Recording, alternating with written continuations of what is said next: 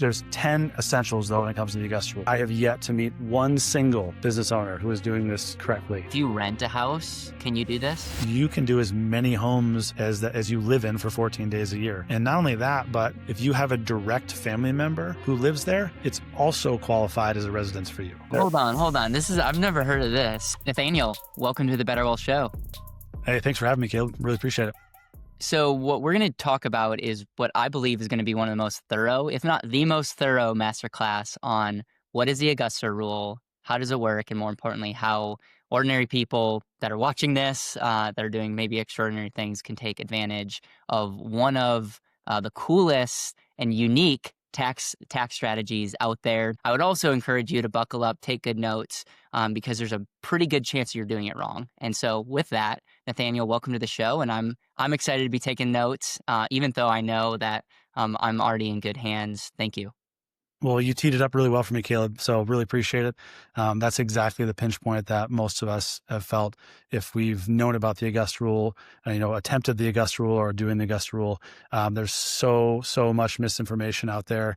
And I'll get to my own story and how that intersects with our conversation, how it can help other people. But let's just dive in right away. So if you're a business owner and you've never heard of the Augusta Rule, you should stay on just to learn about it. If you are a business owner who's heard of the Augusta Rule, then chances are you're not doing it right and you're not optimizing it. And when I say chances are, I have yet to meet one single business owner who is doing this correctly. So please take our information. We give it all away. We've got some QR codes at the end. You can literally just take our program and run with it. So we give it to you for free. So stick around. At the very beginning, you should know that what's possible is you can save thousands on taxes every year. So annually recurring every year, thousands of dollars by renting to yourself, which sounds nutty, but is actually true. It's actually written in the tax code, and we'll get to that. But first, let's start with all the problems. There are so many problems with the Augusta Rule implementation. Number one, it's incredibly hard to get right. Historically, what it's taken to apply is you actually need to become a quasi-expert in the tax law yourself. Well, that takes a ton of time and it distracts you as a business owner from what you're doing. And if you're a tax filer or a tax professional, you're trying to explain this to your clients who are not tax professionals. There's all kinds of specific documentation, all kinds of eligibility requirements, not to mention actually nailing down your rental comparables. And for those who don't know the rule, this will all sound like what are you talking about? But for those who do, you're going to understand there's a lot of complexity here and it's really hard. And why a lot of tax professionals, don't do this, they just won't. Or if they do, they get it wrong. And it's not necessarily their fault. They're not required to be an expert in this area. Tax preparation, from what I understand, as a non-tax expert, is a team sport, just like a lot of other industries. And so we want to bring different expertises to the table for people to have these strategies, actually rolled out properly. So it's hard to get right. It also takes too much time, right? This particular strategy takes a ton of time. You have to become the expert. You have to get the right contracts. You have to research rental valuations. You have to record notes. You have to hope you didn't screw up anywhere because there's all kinds of really particular edge cases. You have to make actual payments in a timely manner. You have to have stuff actually contemporaneously recorded, meaning at the same time as you do the action. And it's just way too much for most people to remember. And it's basically impossible for most tax preparers to capture this information in a compliant manner. And so it's a huge hurdle. And then let's go on another one. It also, is the risk really worth the reward? At the end of the day, is, a few $1,000s worth it? Well, one, is this only a few $1,000s? Or is this many thousands, like tens, if not 100,000, depending on your case? We'll get to that. Is it still worth the risk? One critical mistake, you lose the whole thing, you're going to pay penalties. And then also you have to have meetings in your home. Are we inviting strangers into our home? What are we doing here? So the answer is no, you're not inviting strangers into your home unless you choose to. But let's dive into it a little bit further. When you're learning about the Augusta Rule, a lot of times you're left to, YouTube, TikTok. There are some softwares out there, but they're typically just a glorified spreadsheet where you'll enter some information, you'll put in some notes. There might even be an AI assistant to help you kind of, capture the meeting notes, that type of thing. But at the end of the day, you're still left to do the entire compliance yourself. and to be the expert. Or if you have a tax professional advising you, that tax professional has to be there to answer questions for every single one of the meetings that you're having in the Augusta Rule. So you could also hire a specialty tax professional. I did that, cost me many thousands of dollars. I'll get to that as well. So again, a lot of hurdles here, hurdles that I had to go through, hurdles that your audience have to go through, both as a preparer or as a business owner. So And Nathaniel, I know that you're going to get into this, but for those of you watching that don't even fully understand what the Augusta Rule is, it's the ability for you to rent your residence, your house out to your business for 14 days or less. yes, And obviously you need to do that properly, and you can't, and there's a art to how much you can charge. And so the two areas I believe that get messed up the most is the comps of what you can actually charge, and then the actual documentation, making sure it's done well. Now, there's probably more, but those are like the two main ones that I know that majority of people are not doing properly. And so that's when we're saying like, yeah, you could go to TikTok and YouTube and books and get the concept. The concept is not rocket science, even though it's kind of blows your mind when you think about it. It's the doing it properly. Nathaniel, is there any other things that I missed in there? Just giving like an overview. yeah. Well, I mean, you nailed the ones that are probably the most missed. Okay. It's the comps for sure.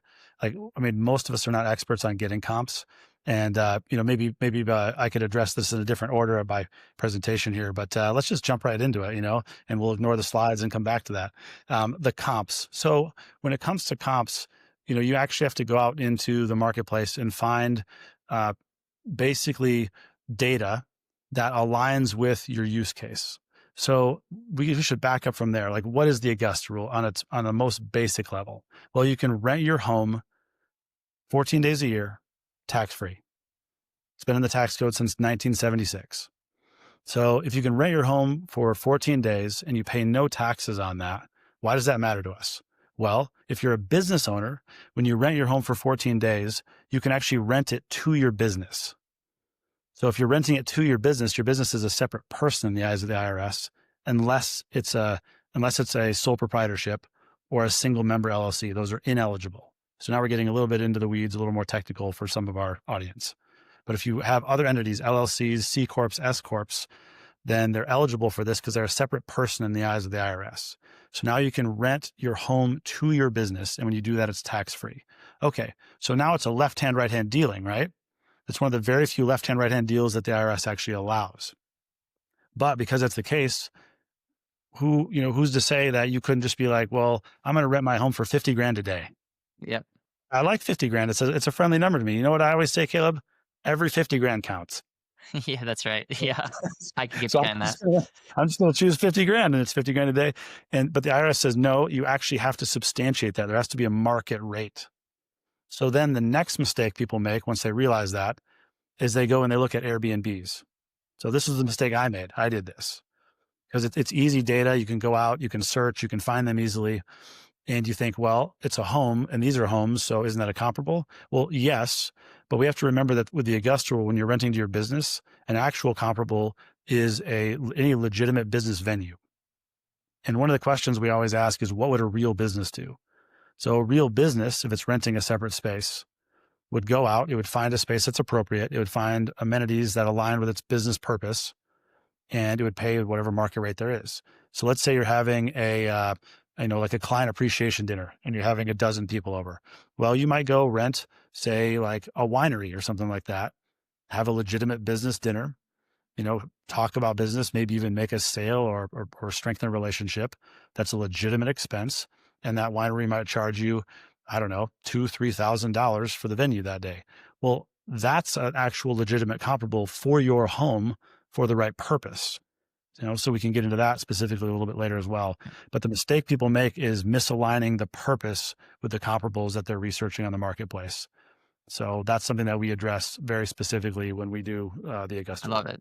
I love it. Appreciate you doing that. And then let's continue. And then almost nobody actually does the the meeting notes. Like that's something that's like it's you're doing a great job if you're doing an Airbnb comparison. You're almost nobody is actually writing the meeting notes, which you also have to do. But yeah, Yeah. let's continue. So No, let's talk we just about went the notes. over. Yeah, we can talk about the notes here now too before we jump in. The notes are critical, and what I'm told from my partner in this, John Heyer, who's been a tax attorney for 30 years. He's taken cases before the IRS. To my knowledge, he's always won every one of them that's gone that far, and usually negotiated them out far before that, and is arguably the country's leading expert on the Augusta Rule. He's the only guy I know that's actually gotten the entire Sinopoly case, which was a case that directly addressed the Augusta Rule, came out, I believe, in 2023. He actually got the entire shopping cart full of records and has read through the entire transcript, not once, not twice, but 3 times in entirety. Like, he knows this cold. And what he said, and that's an aside, that's just saying, look, he's legit. But when it comes to actually meeting notes, he said basically 9 out of 10 times, if you actually have substantiation, if you actually have written notes, the audit pretty much disappears. So if you take nothing away from this recording other than the fact that you need to have legitimate meeting notes, you're so much farther ahead than anybody else. Yeah, that's well said. That's a Right? takeaway for sure. All Like, right. just take that away. So yes, well said. So we already touched on this, but like, why is it called the Augusta Rule, and what's the history? So it's named after the Augusta golf tournament, or Augusta, Georgia, where the Masters tournament takes place, I should say. And what happened is the residents of the golf course back in the 70s successfully petitioned Congress to change the tax code so that this carve out existed. They were renting their homes for the national tournament every year, getting a ton of money. I mean, we've heard of like 10 to 20 grand a day for these homes on the golf course. And they didn't want to pay taxes on it. They didn't want to have a separate business entity to, contain the rental income. They didn't want the hassle. And I don't know this for a fact, Caleb, but I'm guessing that there were several congressmen or legislators or judges that may have lived on the course during that time period and may still continue to live there today, some of them. So, people sometimes ask, well, maybe this will go away. And I think maybe, but who does it benefit? And is it in their interest to keep it? And the answer there is yes. So, do we know? No. But is it still there? Yes. Has it been unchanged since 1976? Yes. And so what it is Section 280A, subsection G, and we already said what it is, but it allows you to rent your home for 2 weeks a year. And if you do it for 2 weeks or less, it's tax-free. If you go over that by even a day, 15 days or more, you pay taxes on all of it. So this only applies when a residence is rented for 14 days a year or less. And it was created in Augusta, Georgia. People heard about it. They got outraged because of the tax savings. And there was a big kerfuffle, so it got popularized and was known as the Augusta Rule. But the outrage subsided, and the rule persists. For me, as I learned about this, I had paid 6 figures in taxes that I didn't need to pay. 6 figures of my money that I did not need to pay, I paid to the IRS because I did not know this rule. Every time I say that, it still makes me a little bit ill.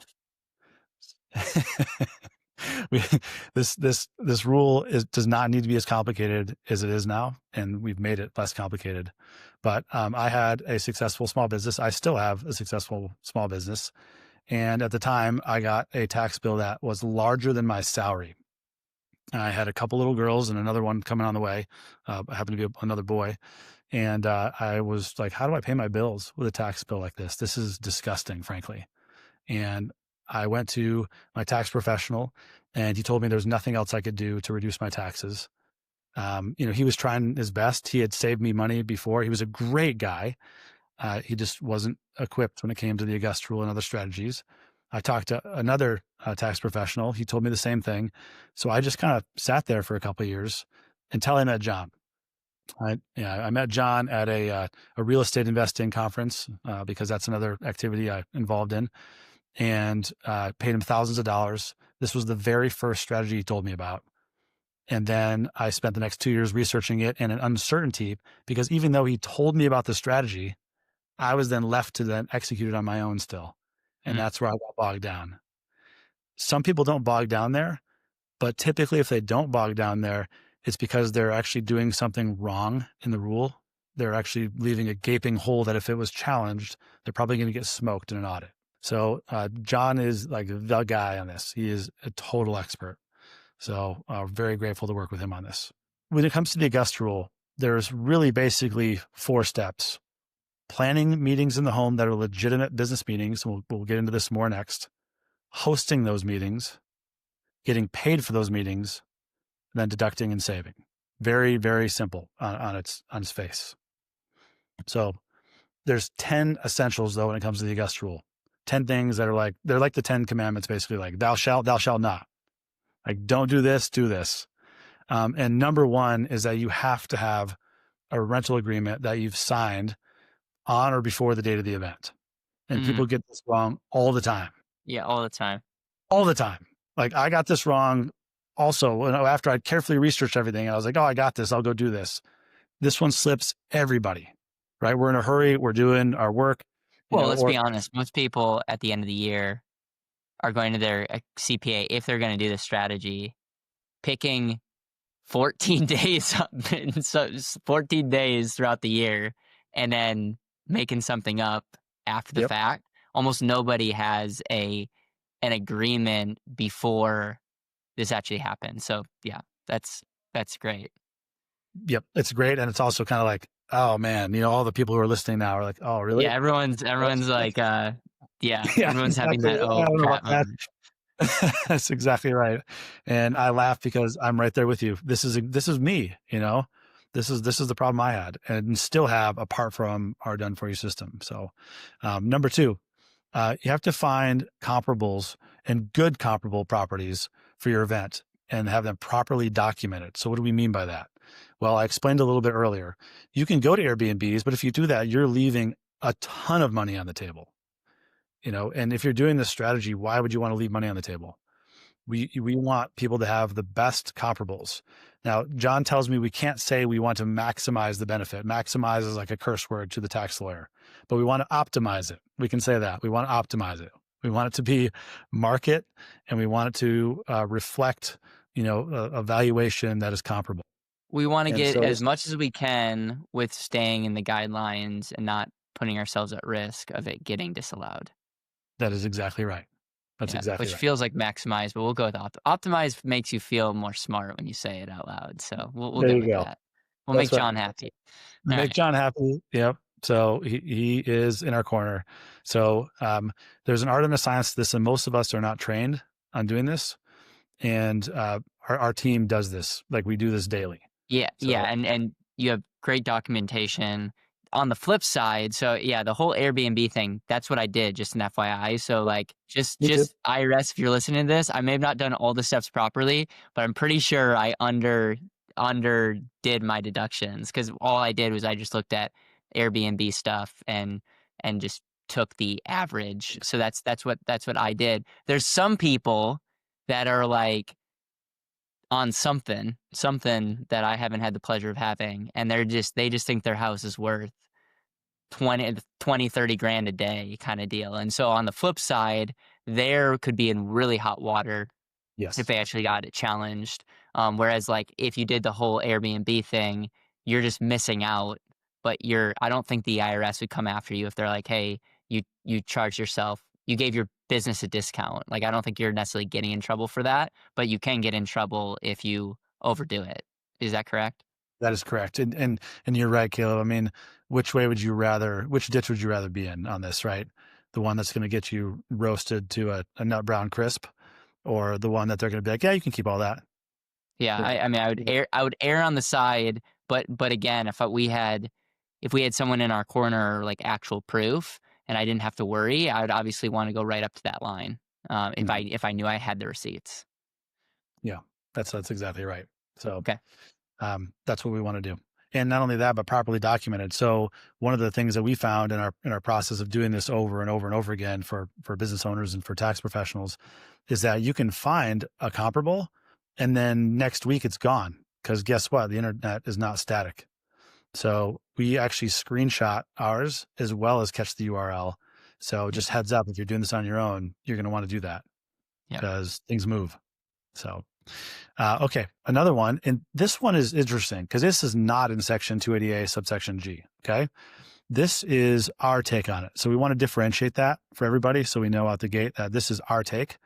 We think that you need to have at least 3+ attendees in person for the rule to be legitimate. Okay, well, why is that, and why 3 specifically? Well, one, this is a business meeting. It's a legitimate business purpose. And if you have just 2 people, what we found in our experience is often that tends to be like a husband and wife. Say they've got an LLC and it's a husband and wife partnership. Well, one thing, we count husband and wife as one attendee. A lot of common property states out there, a lot of businesses owned with a husband and wife. Well, husband and wife, for our purposes, is one attendee. We want 2 additional. And the reason we want this is because narrative matters, right?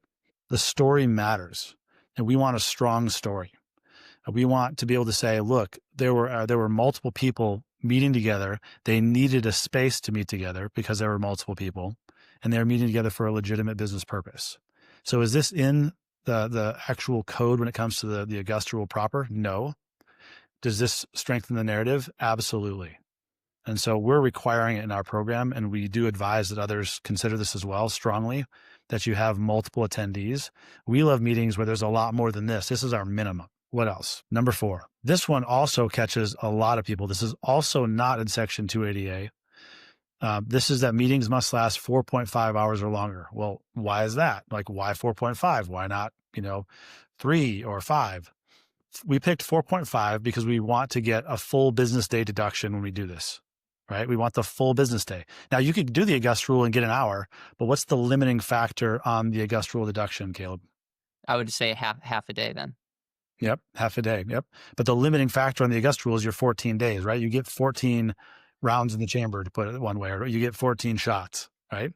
So if you spend 1 hour on one day, you just shot one of your bullets. That's right. So you could get $100 for a day, but you only use one. Let's get that full business day, right? And you're saying if you go 4.5, the IRS will say 4.5 versus 12 hours. We don't care. That's a day.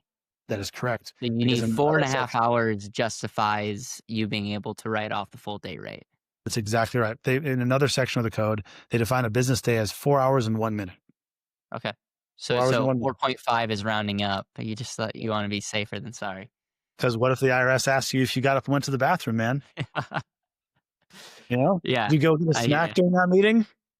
Disallowed. Yeah, no, I'm locked in. I don't even think about anything but work. Exactly. We want to have this. So let's not get cute. Right. So 4.5 hours is our minimum. We want it longer than that. Okay. So right away, as a business owner, I hope you're thinking that's ridiculous. I never have 4.5 hour meetings. I hope you're thinking that, because that's a really long meeting in my world. I don't know about yours, but that's really long. So yeah, it's like, is this even worth it? Okay, well, we've thought through this, and one of the giveaways, you can just grab this from us at the end, is 72 ways to really make this optimized for you. So we cover all this in that giveaway. But what we love to do is we love to have stack purposes. So let's say you're doing an annual review. Well, you can have your marketing meeting, your ops meeting, right? Your financial meeting. You can start stacking these together, and those combined purposes can fill out that time frame. Another one is it's very common to have a legitimate meal around a business purpose. So again, if you're having a prospective client, or let's say you're doing a Christmas party with your whole team or whatever, there's a meal. Well, you have setup, right? You have the meal, you have the cleanup. Pretty soon, it easily exceeds 4.5 hours. Yeah, I actually look at the 4.5 hours, and if you can't hit 4.5 hours, you need to take an art class and get more creative, because there's so many different ways. I mean, and that's the other tough thing is, like, we host our leadership, so they're here. So we actually legitimately are working for more than 8 hours. I'm sure our team would love the definition of a full workday, I mean 4.5, but but I mean, there's so much, like, it's hard to even quantify. Like, we do team building. And that doesn't necessarily look like a boring old meeting, but we're like pouring into each other and, give it. And so a lot, I mean, 4.5 hours should be very easy to do, but I think the key thing is documenting it, which is very few people are doing. But if you document it, I don't think there's an issue. I think going back and trying to verbalize or articulate it after the fact is where people can get themselves in trouble. 100%. Yep. 100%. That's exactly right. Number 5, credibly document your agenda and take meeting notes. So that you already said it, and we've said this before. You have to document things. You have to take meeting notes, right? You got to nail this. If it's not documented, it doesn't exist. It's that Mhm. simple. Again, 9 Do out of you 10 do of you those. recommend taking pictures as well? We do. That's an optional thing for our program. Okay. And that definitely strengthens the narrative, right? Like whatever strengthens the narrative, we want it. Okay. That's not required, but the Okay. notes are. You have to actually write out, this is exactly what we did. Now to what extent? Well, the more the better, right? A lot of our clients now are taking an AI recorder, recording the meeting, and then just uploading the summary into our software. Yeah. I love it. Perfect, right? Like, why not? So, and if you can't record it and have it be legitimate, then what are you doing anyway? Like, stop it. Yeah, how Stop cool being would that be? scam. You get audited and then you send the IRS these just long files and being like, here's not just our notes, here's the transcription. You could be like Donald Trump, have that perfect phone call, have that perfect full day meeting. You could send it to the IRS and have them take a Totally. look at it. I love it. Absolutely. Yep. And that's the way we should be thinking, right? Don't try to get cute with this. Do it right if you're going to do Yeah. it, right? So, number 6, have a strong business purpose for the events. And again, a lot of this is basic stuff now, right? Like if you're not having an actual business purpose, then don't do it, right? The Augusta Rule works when you're renting your home for business purposes. So this Mhm. should be stuff that actually forwards the mission of the business. It actually uh, it actually lends itself towards building profitability, towards strengthening relationships, the things that an Mhm. actual business would do. So we constantly tell people to ask themselves, what would a real business do? We get asked these technical questions and we can go in a technical answer, but it's usually answered by, what would a real business do? And then the people kind of, think through and they're like, okay, yeah, I know what to do. Right. Yeah. So have to have that purpose. Number 7, mind the entertainment is usually not deductible rules, right? Some people go into this and they're like, well, great. I'll just, throw a kegger and I'll call it business because I Mm. had like 1 or 2 people over for business. That does not work. Right. Now, So what can you about food? Yep. Can you have food? Can you even have a beer or a drink with your meal and during business? Absolutely you can. That's a normal thing in the course of business. Okay. You just can't go and that can be deducted, I would imagine, like, that can be a part so you could if you're doing comps, you can say, "Well, what would a venue charge if they're feeding us twice, lunch and dinner and all?" I would imagine that that could go into the comps, but what you're saying is, you can't go overboard and, spend a ton of money that then the IRS will be able to say, yeah, this is unreasonable for a business thing. Though there's some really crazy things that businesses do, just an FYI. But you're just saying like you just have to go back to if this is challenged, how to justify that this is a ordinary and necessary expense that the business would do. If you're an accredited investor and want to find a place where you can look at all the advanced tax strategies that I know or if I've been pitched or I've heard, I've created a place for you. It's called taxandassets.com. It's a free community for accredited investors that want to go deeper on potential tax strategies for you to do research on, for your tax team to do research on. You can go to taxandassets.com or check out the link in the description. Yeah. Actually, let me back that up. So you cannot include any food in the Augusta Rule. Those are separate deductions. So now Okay. we know we can expense meals, right? And you can expense this just like you would if you went to a restaurant with your But that business. can't go into the comps. It cannot go into the comps because remember, fundamentally, what the Augusta Rule is you're renting your home to your business, right? And if you're renting, and it's actually a residence that you're renting, right? So, well, what is a residence by the code? Well, a residence is a place that you can eat, sleep, and go to the bathroom. I You see. got to have those 3 facilities. Okay. So if you have those 3 facilities, now it can be a residence. Now, is it a personal residence? Is it a residence for you? To make it a personal residence, you have to have resided there, overnighted there for 2 weeks a year, 14 days a year. So we often say 2 weeks just to have people not confuse the 14 days in the Augusta Rule with the 14 days here. These are 2 different 14s in 2 different sections of the tax code. But in order for it to qualify for a residence, you have to have lived there for 2 weeks and it has to have a bedroom, bathroom, and kitchen. I see. So when we're trying to get the comps, we're doing it just on the residence, no personal property. I No see. Okay. audiovisual equipment if we're using a comp from a hotel or something like that. In fact, what we do when we're doing the comps, we actually look for that stuff and we back it out. We subtract it from the valuation I see. because it has to be pure real estate. So I Okay. just want to clarify that. So But another question would be like, I have a studio in my home, mhm. and let's say our team comes and we film and all. I wouldn't be able to then say I wouldn't be able to necessarily add that in and say that I should have a higher valuation because I have a full $30,000 studio in my home. Is that correct? Yeah, you can actually consider what do the amenities allow you to produce. Okay. Right? There are differences in amenities. So like, let's say, so some of our clients have like a huge patio or a pool or more parking than others have, or yes, a studio or something like that. Okay. Well, what are other comparables that give you those amenities? But I we're see. really looking at the real estate around those amenities and the use case.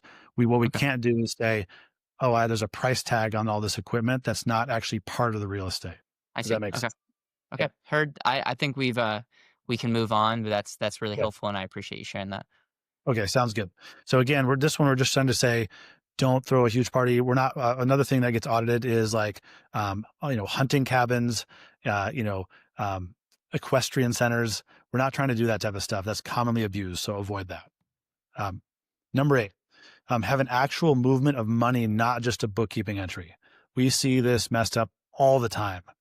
But people at the end of the year will be going through like, I need to save more money. I'll do the Augusta Rule, go back retroactively, and they'll cut just one giant check for Yeah. all these rental events that they made up. Well, what would a real business do? Like, would a real business rent They would this? pay 30 days after or Yeah, immediately. Yep. that's right. Usually before the event, if not on the event. Worst case scenario, net 30. Yep. So we mirror the same thing, right? And we look for it to be again, since the agreement has to be contemporaneous, we make the payments contemporaneous at the same time. Yep. Now, if someone comes to us and they say, look, I'm just onboarding and I had an event 2 weeks ago. Can we scoop that in? Yeah, we'll do that. It's that, a real business would do that. Okay. But what would a real business do? They would not have an IOU sitting there for months, Yeah. much less a year or years. Yeah, for So sure. actually move money. Number 9, properly report and file the forms. You can do all this work. And if you don't actually report it, it does nothing for you. So how do you actually do this? And this is probably more for the tax professionals, anybody. Well, you're receiving income. So there should be a 1099. Some people say, whoa, don't 1099. Like you're actually then telling them that there's money moving. Well, that's what you're supposed to do. You 1099, there's money coming in. But then you also need to put a note on the 1040 that says, money was received, but then this is not taxable income. And we put these instructions in our filing forms. We just have a one page where it's just like, put this line on this line, put this line on this line. We tell them exactly what to do. It's a copy paste, but you have to do that properly.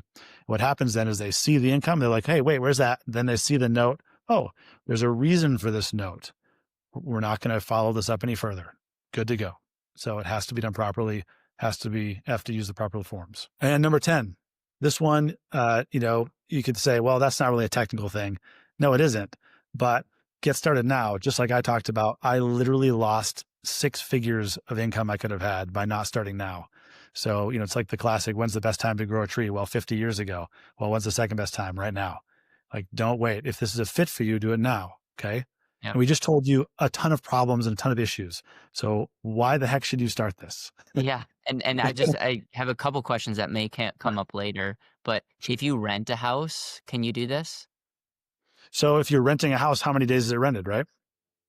It's rented a lot more than 14. A lot more than 14 days disqualified. Yep. So if you're doing it on an apartment, you're doing the Augusta Rule, you're straight up gonna get crushed if you get audited on that. Yeah. If you are renting it out and also doing the Augusta Rule, correct. You've absolutely destroyed the Augusta No, Rule. I'm not saying renting it out. I'm saying you're renting. You're personally renting. Okay. So again, let's go back to our residence definition. An apartment qualifies as a residence. If you're residing there for more than 2 weeks, it is now seasoned. And for this use case, it absolutely does qualify. So if Okay. you're renting your residence, you may absolutely apply the Augusta Rule to this. Okay, so if you're renting a studio in Miami, Yep. if you're renting a house just in general, it's available.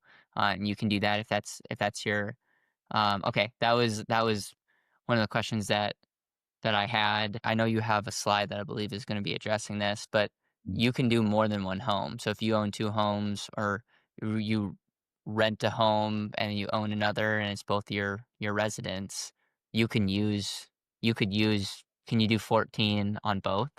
Correct. The That's wild. limitation, it is wild. And that's one of the things that I learned too in this. Never knew that before. Never had TikTok tell me that or any of the other sources. You can do as many homes as you live in for 14 days a year.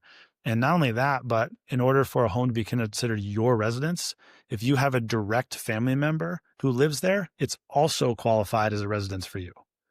So if your mother, brother, sister, daughter, son has a place that they reside, bedroom, bathroom, kitchen that they're in for 14 days or more, you can now use that home and rent it as well. So it's a So way that yeah, this is where it gets really, really so nerd. hold on. This is I've never heard of this. So Yeah, my exactly. This one my gets really nerd. family has both my wife's parents and my parents have lovely properties, and Mhm, we spend time back in that state. We go mhm. back home, and you're telling me that I potentially could create a legitimate way to have my business pay myself, even though I don't own the home, but I have a direct family member that is in that residence. That is correct. Yep. But So yeah, what if my parents wanted to do the Augusta Rule themselves? Does it is do could we both do it separate times on same property, or is one property only get every 14 14 per property. It's 14 per property. That's the okay. limitation. But really where we see this is not so much business owners then renting other residences that are seasoned by their uh, relations. It's more of a way to conveniently pass on a few bucks to your son when you stay overnight in the house you bought for him at college, that type of thing. So let's say you're in a college town and you bought a house, your kid could live there through college, and you're in town and you're there for business. Well, you can pay your son whatever you would have paid to go to the hotel, and they get some tax-free income. So it's just a nice way to kind of transfer and disseminate some of that wealth tax-free to your direct descendants. That's where we see this employed. So I want to emphasize But you that. can do it to yourself if you want. That That's is what my you're saying, understanding. like Yep. okay. Yep. This one John, we're gonna John's gonna shoot we're me gonna an get email to John. confirm We that. need to get John, yeah, to weigh in on this one. Well, we might take this out if it's not true. If this makes a Check. recording, this has been verified, and that is something that I feel like that's breaking news because I've never heard that before. Yep. I feel like your life just got a lot busier after letting me know that, Nathaniel. So That's right. thank You're you. right. We are going to verify this one very Okay, specifically. I know yeah, 100% okay. the transfer to all the family members, but we're going to verify if you can pocket it Okay, yourself. but no, but you're even saying like because I thought because I'm going off of like the being a state residence, but you're just saying like if I lived in a home for 15 days, technically, let's say it was like my fifth home, right? Yep. I only stay there 20 days a year. You're saying because I've lived there 14 days out of the year, that technically registers as um A qualifying residence it for the Augusta Rule. qualifies. Yep. And then if I only stay there 20 days, I really have to create a really strong justification on how, you know, 14 of those days, if I want to maximize that, was actually work related. It couldn't just be my wife and I, having a business meeting, So I think it's not again, but it is interesting where you could do some really interesting things. So we're going to continue, but that is something that helped expand my brain because I thought this was just limited to one home. And if you're have multiple homes or your mind's racing as well, again, this is why you want to do this properly because it feels overwhelming. But I'm starting to see a lot of money could be saved if you do this properly. Yeah. Now we have a lot of our clients have 2 to 4 homes. Wow. And they are, yeah, they're really, really able to use this well. And a lot of these homes they purchase so they have a place to stay as they're traveling around the country on business. So they'll go to one home and they're like, look, I'm just staying here to kind of like assess this region. So I'm bringing people into the home. We're having these meetings. I'm going to go to the next one. And our clients are routinely doing that sort of activity and benefiting from the Augusta Rule in multiple residences. And not only that, but we'll jump ahead to, it does not have to be located in North America for the Augusta Rule, the home that is. That is Wow. another, like, never knew that. We'll get to that a little bit more Yeah. here. Let's go through another case study though. So this one, I changed his name because I wasn't able to reach out and ask to get permission in time for our presentation here. But this is a current client of ours. And he's a serial entrepreneur in New Jersey. He heard about us on a podcast, and he had 2 qualifying residences. I can't even remember if he had heard about the Augusta Rule prior to hearing about us, but he certainly didn't know what it actually did or how it could be applied. But as soon as he heard about it and we walked him through the program, he signed on immediately. And he was eligible for film production. And we absolutely love film production because use case matters. Like what you're using the house actually for your business purpose matters in terms of the amount you can deduct. He had 2 nice homes, but what he also had was the purpose of actual film production. And what we do at theaugustarule.com is we've partnered with a national film scouting organization based over in LA, near Hollywood. And what they do is they go anywhere in the country and they will provide valuations for properties specific to film usage. And so we're not talking about filming yourself with your iPhone or even like a call like this, over Zoom or whatnot. We're talking about, you have a cameraman, you have a lighting guy, you might have like have a gaffer, you have, there's multiple people involved, like you're filming a real film. So if you're doing that level of production, which he is, then you can get a film valuation, which we provided for him. And Mm. he is currently tracking, even though he only signed up, I want to say like less than 60 days ago, to get 14 days at both residences producing content for this next year, $140,000 deduction. Wow. Yeah, killing it. And he is in the, again, high bracket, high tax state. He is going to pocket a huge chunk of that. Yeah, I'm sure. Yeah, Crit.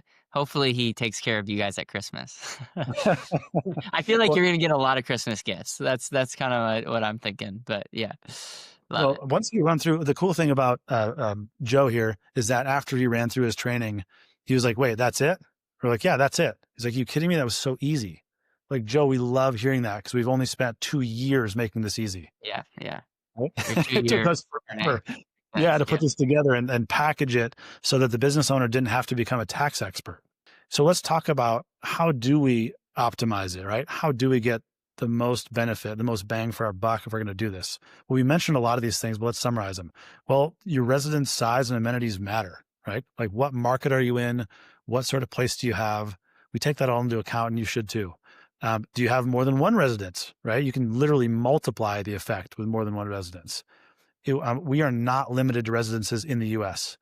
What we're limited to is a place that actually is seasoned as a residence by you staying there for 2 weeks a year, that has a bedroom, bathroom, and kitchen. So we have clients who have homes in Mexico, homes in Canada. You can have homes in any number of countries who have treaties with us in the North American area. I'm not going to get into which specific countries here on this call. We go through all those specifics with clients when we onboard them. And we have clients that you can have a home in Mexico. You could have a home here. You could have a home, in Guatemala. And as long as you have a US based business and you reside in those residences, more than 14 days, you can actually have a meeting in those homes that qualifies for the Augusta Rule. You're even telling me like I could in Guatemala rent a place for a month, go down there, and 2 weeks, let's say 10 days of that whole month, I'm doing legitimate business there. You're telling me that qualifies, even though I am. Yes, I'm. that's 100% correct. John has walked me through all this. It's Yeah, I wild. mean, there's so many, because that's what people I mean, this doesn't work if you're just doing a 7-day offsite because you didn't hit the 14-day minimum. But there's so many use cases. I mean, there's people I know that, and I don't know if Europe counts, but I know people that go to Europe for 1 to 2 months. And Europe is tougher. And the reason yeah, is there's actually another section of the code that talks about like the locus of business. So if you have everybody traveling from the US, like way out of the North American area for business, you have to have the average attendees traveling from an equidistant distance around the area you picked. there's some funky stuff in here, and I can't even get into it specifically. John would Okay. have to address that one. I hear you. But I hear you. to summarize Okay. it, it is North American area. Yeah. Okay. Heard. Yeah. But yes, let's say you're an influencer and part of your job is filming. Well, you could go rent an amazing place on some island, stay there for a month, film a ton of content, and you could have 14 of those days, be for the Augusta Rule. Yeah, it's awesome. Yeah, totally. So, again, another one, event size. Okay, are we having those minimum meetings where there's like 3 people, or are we having 50 people or 500 people? Well, we get into different comps when you talk about hundreds of people. You got these wedding venues that are massively expensive to rent out, or these mansions. And if you've got a large gathering, you can justify a much different comparable. So that Yep. matters. And then the specific use case of film production is probably our all-time favorite use. If you're producing actual, like production level film, it gets us into a whole nother tier of valuations. So Yep. we love it. Yep. And clients should look for that. So FAQs, there's a whole page here. We don't have to talk about one or any of these, but I put this here in terms of like, Well, let's run through them. I mean, yeah, I'm exactly. yeah. So, how many residents may the Augusta Rule apply to? Yeah. As many as you can stay in for 14 days a year in season. That for me was that's a big right away takeaway. That's awesome. What qualifies as a dwelling? 14 days or more. Yep. Bedroom, bathroom, kitchen. Does the rental value of my home change depending on the purpose of the meeting? Yes. So if it's an Absolutely. hour versus 4.5 hours, and then if we're using, what else could change other than the Yeah. time? We talked about depending on the day, season, or a year.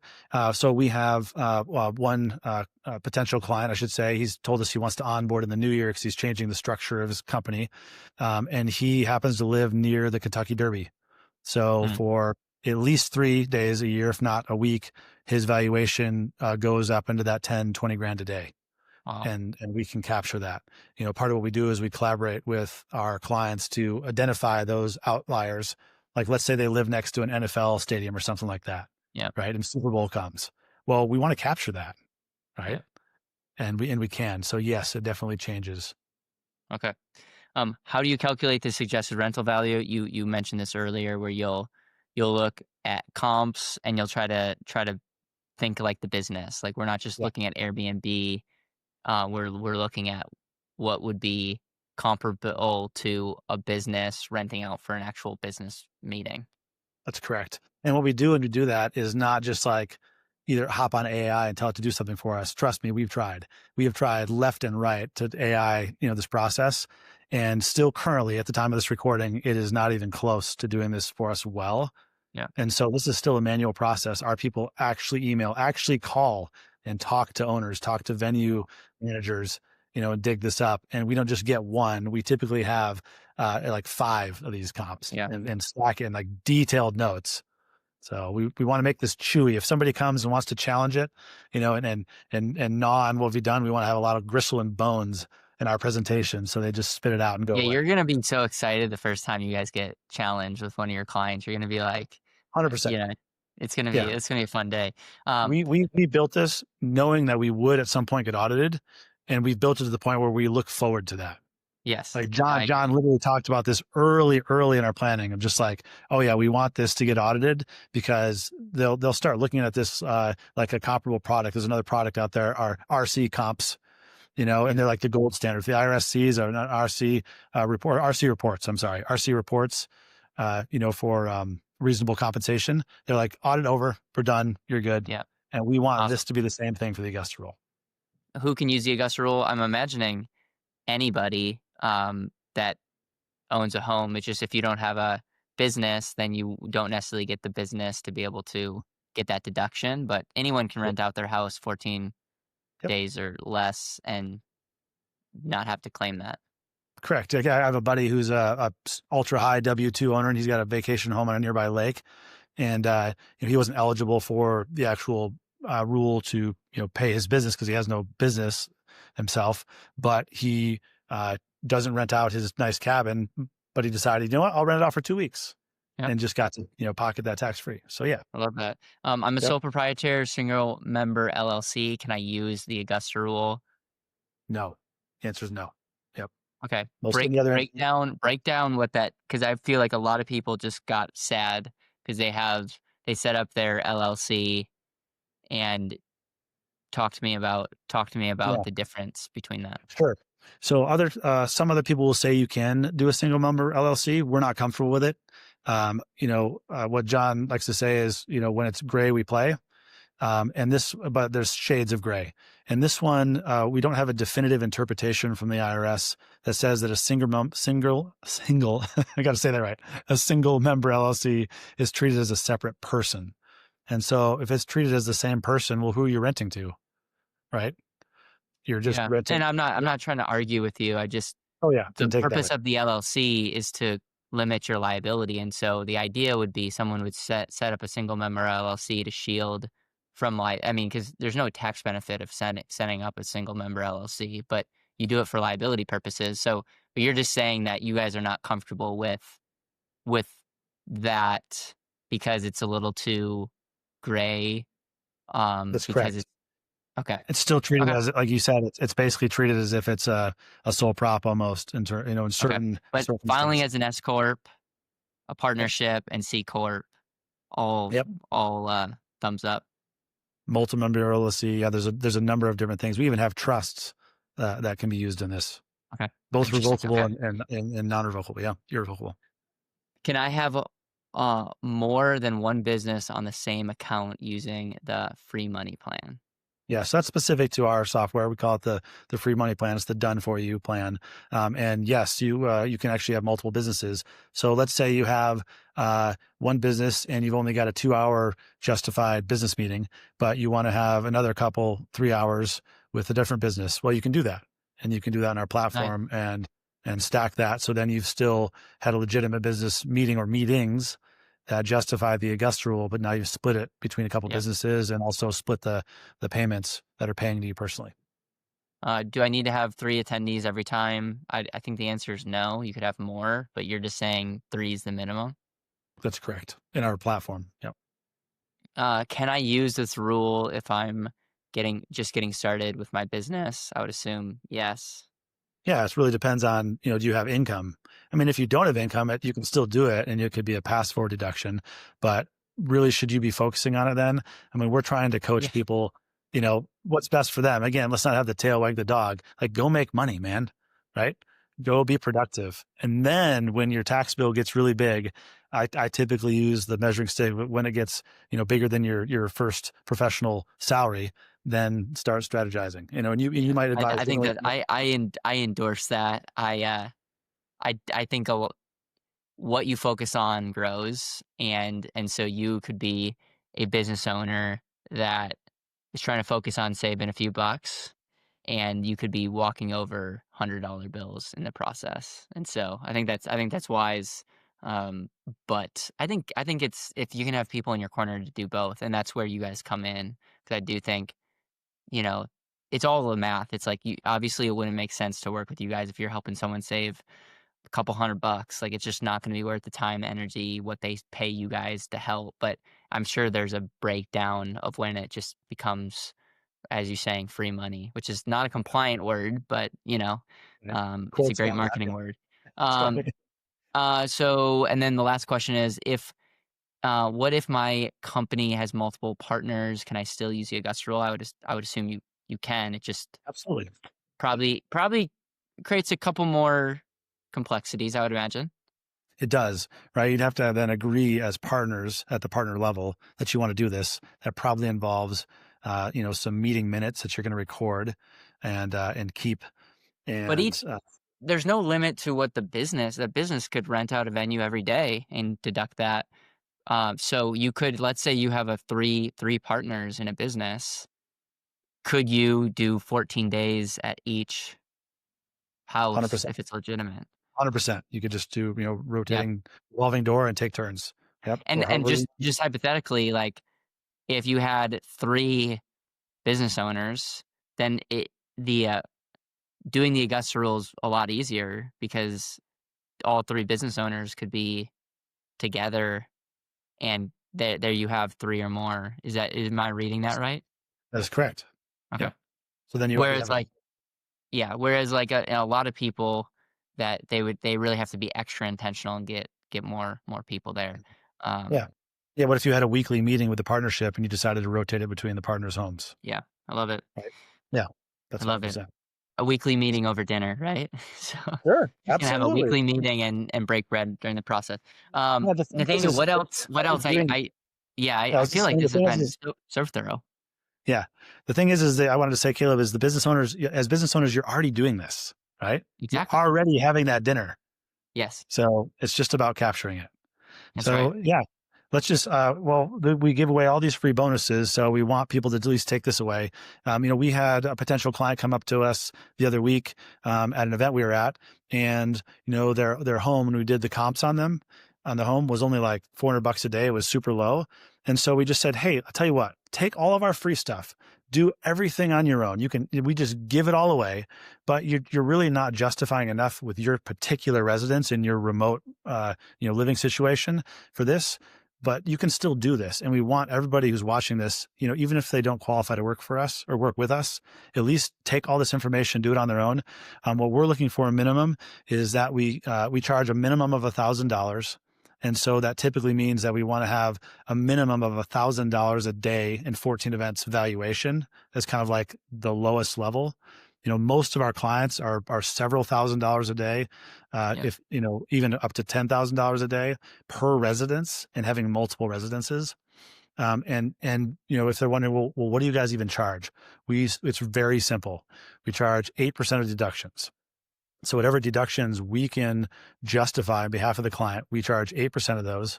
That allows us to keep it super simple. If the client feasts, we get a snack. If the client doesn't get a meal, we starve. It just aligns itself with results, and we have to justify those results.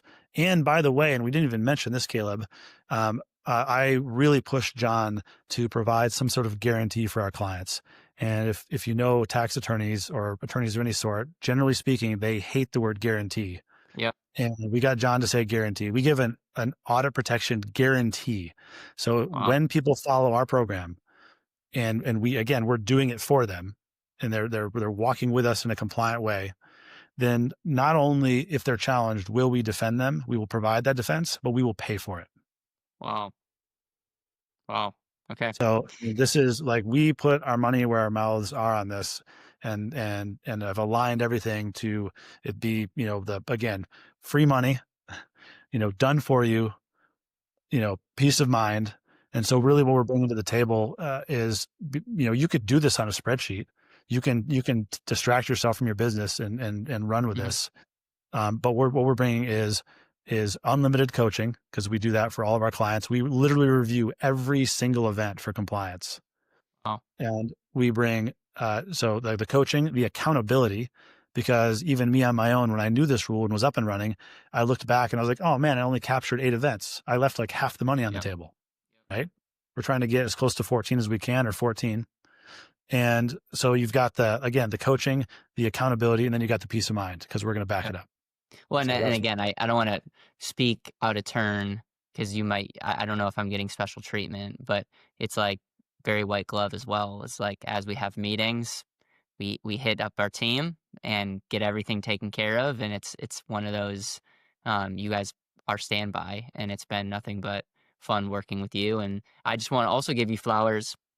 We met as you were developing this, and when we first had our first conversation, you weren't even ready to show me anything. It was the concept, it was this is the thing that we're doing. You had the domain, which I was like, that's a great domain that you got, and you were building, and you have delayed launching until you got it to a place where you can stand by. And I find that um, that's honorable because you know, we are both quick starts, and I think we're always fighting against ourselves of launching yesterday.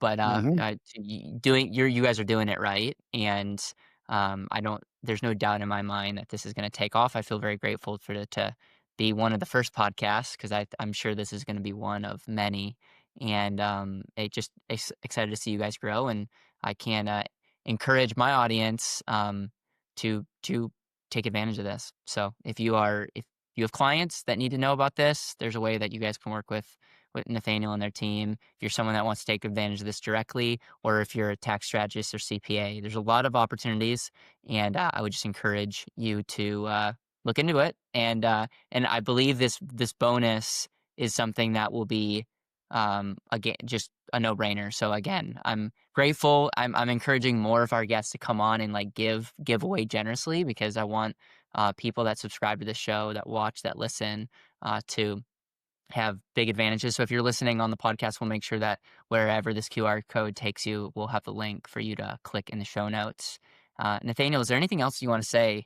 I really appreciate you coming and giving a ton of value. Yeah, no, I'm really grateful for the opportunity, Caleb, and you've been nothing but encouraging and generous as we've developed this product.